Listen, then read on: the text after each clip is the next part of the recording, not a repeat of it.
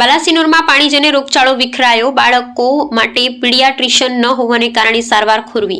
બાલાસિનોર શહેરમાં પાણીજન્ય રોગચાળાના કેસોમાં છેલ્લા અઠવાડિયામાં ભારે વધારો નોંધાયો છે। અત્યાર સુધીમાં 150 થી વધુ દર્દીઓ હોસ્પિટલમાં દાખલ થયા છે, જેમાં કમળાના 136 તેમજ ઝાડા ઉલટીના 31 કેસ નોંધાયા છે। તમામ દર્દીઓને સારવાર આપવામાં આવી રહી છે। આમ આદમી પાર્ટી મહીસાગર જિલ્લાના પ્રમુખ બાબુ ડામોરે હોસ્પિટલની મુલાકાતે પહોંચ્યા હતા। ત્યાં હાજર ડોક્ટરો સાથે ચર્ચા કરી તેઓ જાણકારી આપી કે હાલ બાળ દર્દીઓની સંખ્યા નોંધપાત્ર રીતે વધી છે, પરંતુ હોસ્પિટલમાં પીડિયાટ્રિક ડોક્ટર ઉપલબ્ધ ન હોવાથી નાના બાળકોની સારવારમાં ગંભીર મુશ્કેલીઓ ઊભી થઈ રહી છે।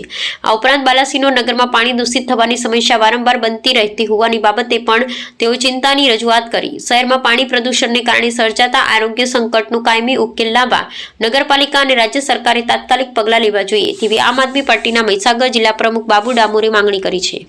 हाँ नमस्ते गोयल साहेब। हाँ बस आ हॉस्पिटल आव्या था तो मळता जईए करीने पण वांधो नहीं, आप ज्यां हशो त्यां पण आज थोड़ी माहिती जे दर्दीओ आज हता कोलेराग्रस्त बाबते हूँ बाबुभाई डामोर बोलूँ।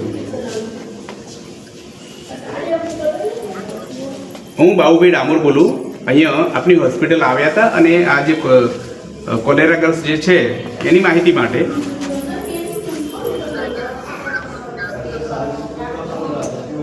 हूँ आम आदमी पार्टी जिला प्रमुख छूँ।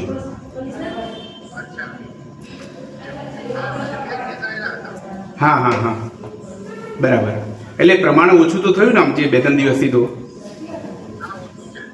हाँ हाँ એટલે અહીંયા જે ડૉક્ટર બેન છે એમની જોડે તો મેં વાત કરી, થોડા બાળકોના કેસ છે એમાં હજુ કદાચ આપણે પીડિયાટ્રિક ડૉક્ટર નથી એટલે એના કારણે દાખલ નથી કર્યા। હા